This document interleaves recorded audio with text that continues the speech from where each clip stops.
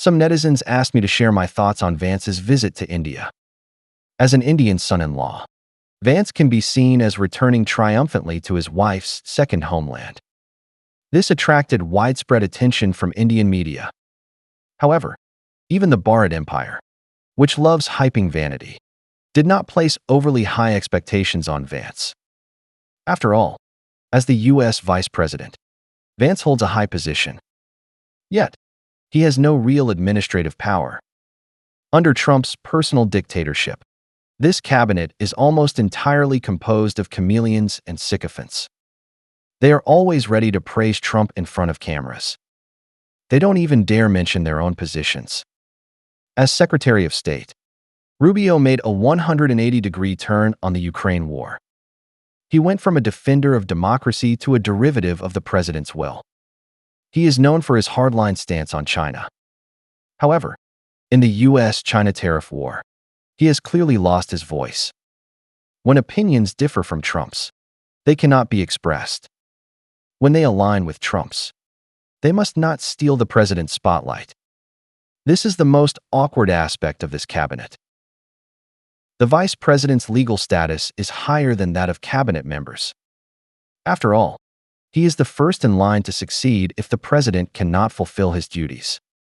However, unlike cabinet members who each oversee an independent field with real power, the vice president's influence on U.S. policy is negligible. He only garners some attention in the news. Like Rubio, Vance is not a Trump fan. In fact, early on, he condemned Trump as America's Hitler. He said he would never stand with Trump in his lifetime. But for personal gain, this politician, who rose to power with hillbilly elegy, sold his political principles without hesitation.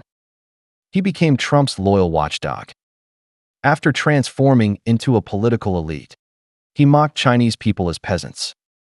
He forgot that it was peasants and workers from the Rust Belt who gave him his political capital.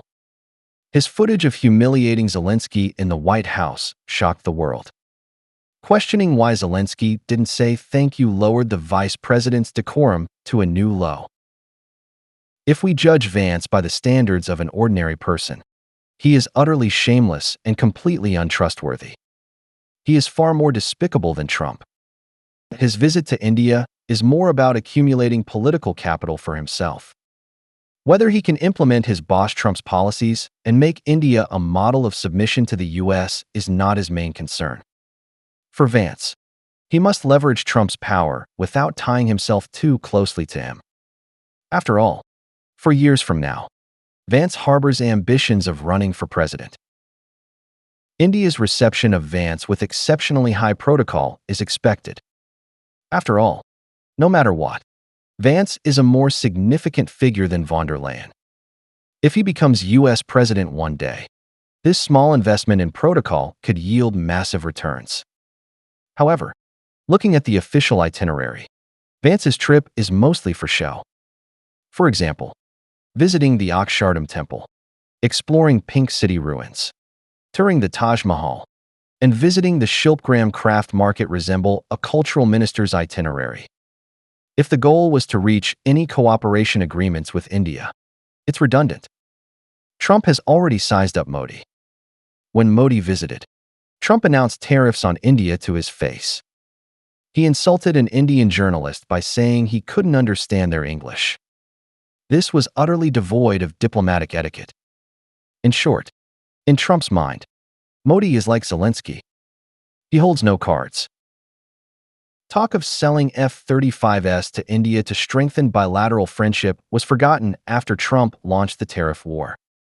Vance's trip might involve demanding that India buy more U.S. arms or align politically with the U.S.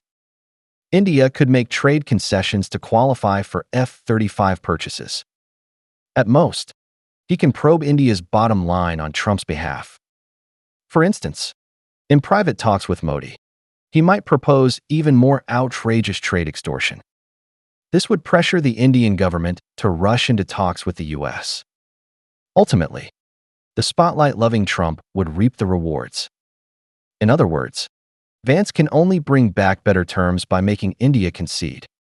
He has that authority. However, Conceding on behalf of the U.S. is absolutely impossible.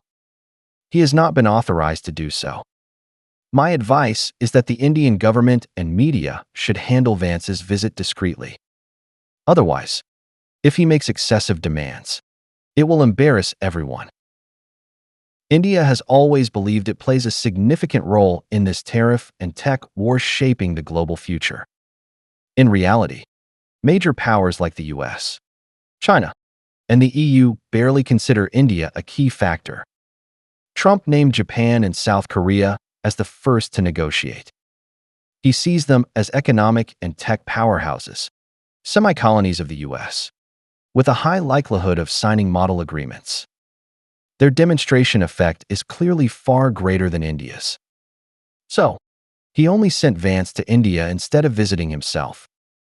The people he most wants to meet are Putin and Xi Jinping. They hold cards. Modi does not. To Trump's surprise, Japan's Prime Minister Ishiba Shigeru stated he would not retaliate against U.S. tariffs. However, he is in no rush to reach an agreement and has no intention of making major concessions to the U.S. This attitude infuriated Trump. He even broke diplomatic protocol by attending ministerial-level talks himself. Still, there was no major breakthrough. Furious, he accused Japan of being very rude to the U.S. He named South Korea as next in line, telling it to prepare. In other words, the current U.S. government's thinking is simple.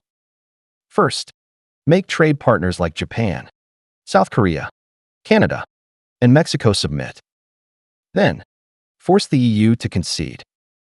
After securing enough leverage, Trump will negotiate with Putin and Xi Jinping. He aims to strike the most advantageous deal for the United States. As for countries like India and Vietnam, which kneel and kiss his ass at the first opportunity, he doesn't care. These countries hold no cards. Their influence on the global landscape is minimal. In this video, I'll temporarily set aside my relentless mockery of the Bharat Empire and offer it rational advice. Use Vance's visit to flatter the US's vanity. However, don't harbor illusions in trade negotiations.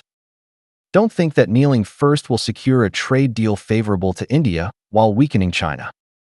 If such a good deal existed, Japan, Canada, and the EU would have knelt long ago. It wouldn't be India's turn. Honestly, I was looking forward to Vance visiting his wife's hometown with her. But it seems the official itinerary didn't include it.